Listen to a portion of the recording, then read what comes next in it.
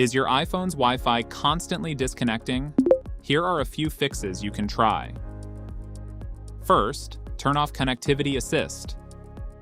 Start by opening the Settings app on your iPhone. Here, tap on Wi-Fi settings. Scroll down a bit and look for Connectivity Assist.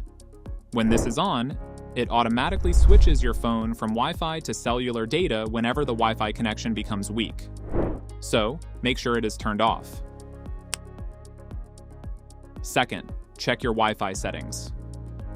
Now, scroll back up and look for the Wi-Fi network you are connected to. Then tap on the small info button next to the Wi-Fi network. Here, make sure low data mode is turned off. Then scroll down a bit and check the following settings. Configure IP should be set to automatic. Configure DNS should also be set to automatic. And configure proxy should be set to off or automatic, depending on your network. This allows your network to automatically assign the correct IP address and DNS settings. Third, refresh the Wi-Fi connection. Once you've checked those settings, go back to the main Wi-Fi settings page. Now turn Wi-Fi off. Wait a few seconds, and then turn it back on.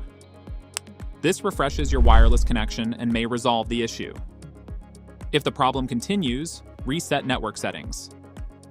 Go back to the main settings page. Scroll down a bit, and tap on General Settings.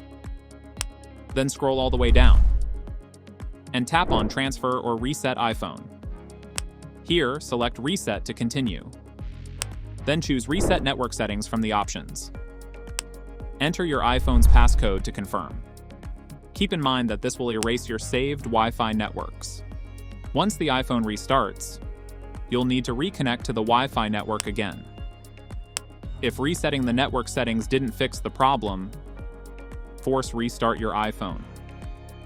Quickly press and release the volume up and volume down buttons. Then press and hold the side button until the Apple logo appears.